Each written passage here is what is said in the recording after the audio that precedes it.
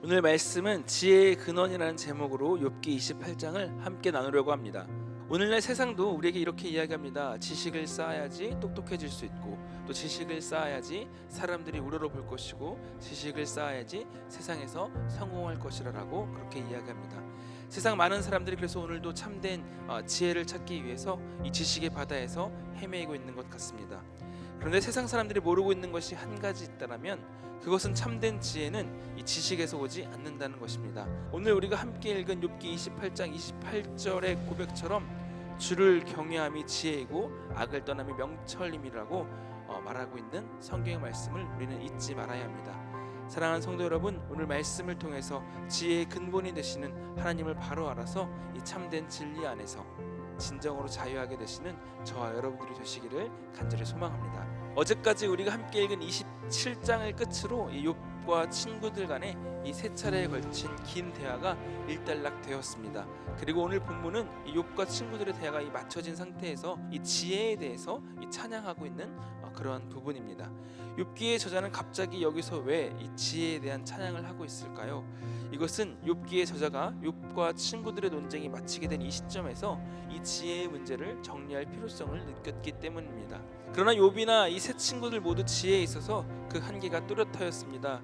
그들은 지혜의 근원이 어디에 있는지 알지 못하였고, 또 그들이 지혜라고 말한 것들도 하나님의 섭리를 완벽히 이해하지 못한 상태에서 비롯된 진리의 한 부분에 지나지 않는 것이었습니다. 이에 욥기의 저자는 이 지혜의 문제를 정리하고 또 진정한 지혜의 가치와 그런 지혜가 어디서 오는지를 우리에게 이야기하고자 한 것입니다. 그래서 저자는 세상의 모든 보화보다도 뛰어난 지혜의 가치에 대해서 오늘 우리에게 이야기하고 있습니다. 12절 말씀을 보면 이 저자는 지혜의 출처에 대해 질문을 던지고 있습니다. 금이나 은이나 보석들은 매우 힘들고 어려운 과정을 거쳐야 얻을 수 있지만 노력하면 전혀 얻지 못할 것들은 아닙니다. 그러나 이 참된 지혜라는 것은 인간의 노력으로만 구할 수 있는 것은 아닙니다. 왜냐하면 참 지혜는 인간의 노력으로는 결코 닿을 수 없는 하늘보다 높고 음보다 깊은 절대자로부터 말미암는 것이기 때문입니다.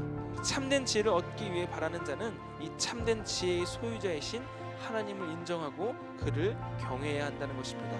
그러나 오늘 대부분의 사람들은 교만하여서 마치 금을 캐고 은을 얻듯이 스스로 노력하면 자신들이 참된 지혜를 얻을 수 있다라고 생각합니다.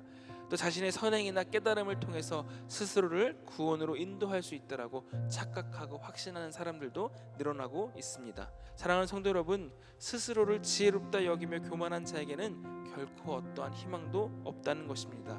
왜 그렇습니까? 그들은 스스로 결코 얻을 수 없는 참된 구원에 이르게 하시는 지혜와 자신을 살리는 지혜를 거절하고 썩어버릴 헛된 이 세상적인 지혜만을 추구하고 소유하기 때문에 그렇습니다. 여러분, 그래서 마지막으로 28절을 보면 저자는 이제 하나님의 지혜에 대한 말씀을 정리하면서 지혜를 얻는 방법을 제시하고 있습니다. 즉 하나님을 경외하는 것이 곧 지혜이며 악을 떠남이 명철이라고 결론 짓고 있는 것입니다. 여러분, 그러나 우리가 이 말씀을 보면서 한 가지 기억해야 할 것이 있다면 욥기의 저자가 말하고 있는 이 지혜에 대한 지혜를 얻는 방법은 새로운 방법이 아니라는 것입니다.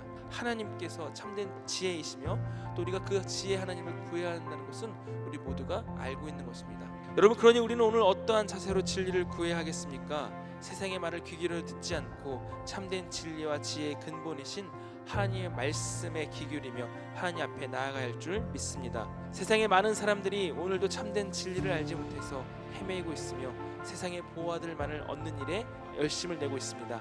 그러나 그들의 결국은 결국 허무함일 뿐입니다. 아무리 그들이 세상의 보화를 얻었고 아무리 그들이 세상적으로 또 지식적으로 훌륭하다 할지라도 결국 그들은 썩어 없어질 것들을 구하고 있는 것이기 때문입니다. 여러분, 그렇다면 우리가 얻은 지혜는 이러한 것들과는 비교가 되지 않는 것들이라는 것을 기억하셔야 합니다. 우리가 얻는 지혜는 썩어 없어질 것들이 아니라 영원한 것들입니다. 심지어 그 지혜는 우리에게 영원한 생명을 얻게 하는 것임을 우리는 절대로 잊어서는 안 되겠습니다. 사랑하는 성도 여러분, 지혜의 근원이신 하나님을 바라보시고 참된 진리를 알아서 진리 안에서 자유케 되시는 저와 여러분들이 되시기를 간절히 소망합니다.